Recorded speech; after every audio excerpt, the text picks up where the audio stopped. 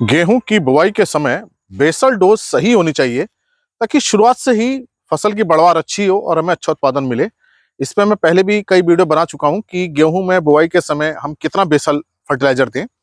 फिर भी संक्षेप में मैं आपको बता रहा हूं कि बुवाई करते समय जो हमको एक सामान्य मात्रा देनी चाहिए, जो भारत के उत्तरी पश्चिमी क्षेत्र हैं, नॉर्थ वेस्टर्न इंडिया जिसे हम कहते हैं, यहाँ के लिए जो रिकमेंडेड डोज है वो सामान्यतः जो आपको बेसल डोज में देनी है वो आप एनपीके अगर 12-32-16 का प्रयोग कर रहे हैं तो इसकी 75 किलो मात्रा 1 एकड़ में दें।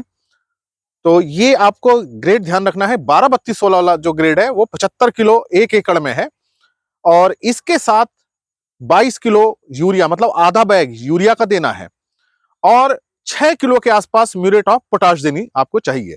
तो ये मैंने आपको 1 एकड़ की मात्रा बताई। तो जो कॉम्बिनेशन बना 12-32-16 का, 75 किलो 12-32-16 एनपीके प्लस आधा बैग मतलब 22-23 किलो यूरिया प्लस 6 किलो लगभग म्यूरेट ऑफ पोटाश, ये आपको बुआई के समय पूरी की पूरी खाद दे देनी चाहिए।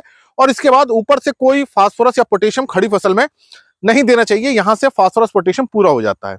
अगर आपके पास एनपीके 12-32-16 नहीं है तब आप डीएपी का प्रयोग अगर आप कर रहे हैं तो आपको 1 एकड़ में 1 बैग डीएपी मतलब 50 किलो का डीएपी दें और उसके साथ आधा बैग यूरिया का दें मतलब 22 किलो यूरिया।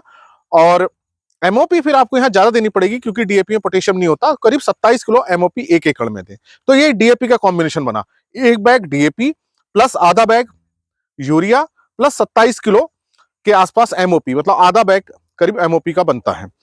अगर आप एसएसपी देना चाह रहे हैं, सिंगल सुपर फास्फेट खाद है, तब आपको 1 एकड़ में करीब 150 किलो एसएसपी खाद दें।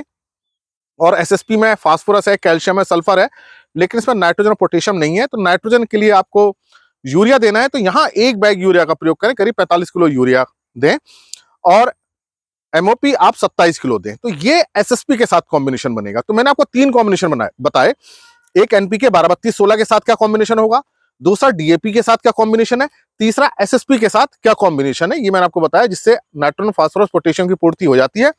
फिर आपको बाद में कोई बाहर से फिर कोई फास्फोरस पोटेशियम नहीं देना है। तो इन 3 कॉम्बिनेशन में से कोई एक कॉम्बिनेशन प्रयोग कर लीजिए।